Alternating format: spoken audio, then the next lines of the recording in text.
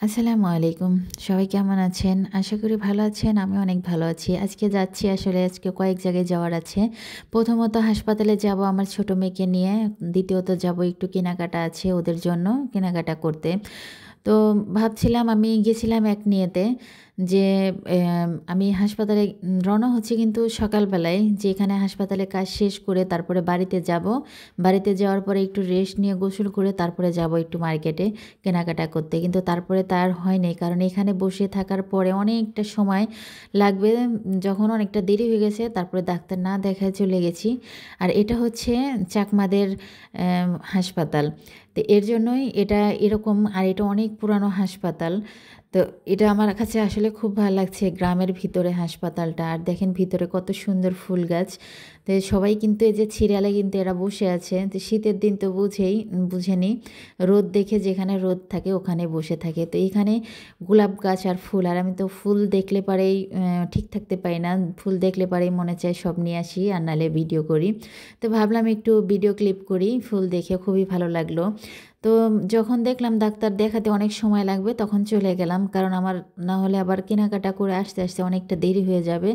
আর আমার ছোটো মেয়ের এমনিতেই ঠান্ডা, পরে দেখা যায় যদি রাত হয়ে যায় তাহলে কিন্তু আরও সমস্যা হবে। আর এগুলো কিন্তু সম্পূর্ণ চাকমাদের ঘরবাড়ি।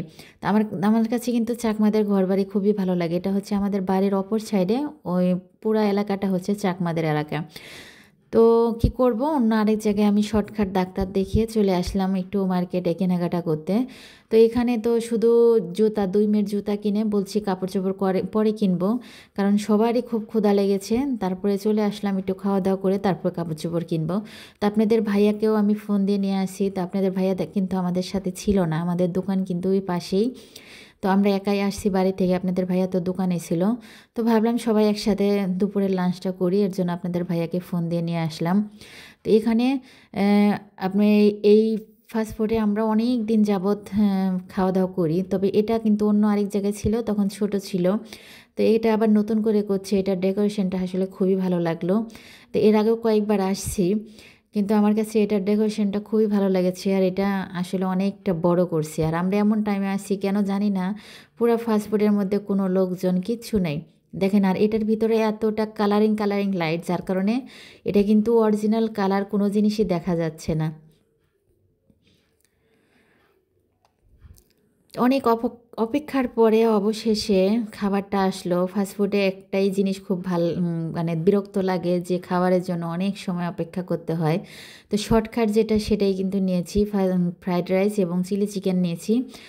আম খাওয়া-দাওয়া শেষে তারপরে আবার কাপড়-চোপড় কিনবো। কাপড়-চোপড় কিনতে চলে যাব। তো এখানে আমার বড় মেয়ে শুধু তাকায় আছে তার বাবার দিকে, যে তার বাবা তাকে তাকে না, আমার ছোট মেয়ে আসলে সবারটাই মানে কাউকে খাইতে দেবে না, কিন্তু আওলা-ঝাল্লা করবে চামিচ দিয়ে। তো আমাদের খাওয়া-দাওয়া শেষে আপনাদের ভাইয়া অলরেডি চলে গেছে। তো আমি কি করব?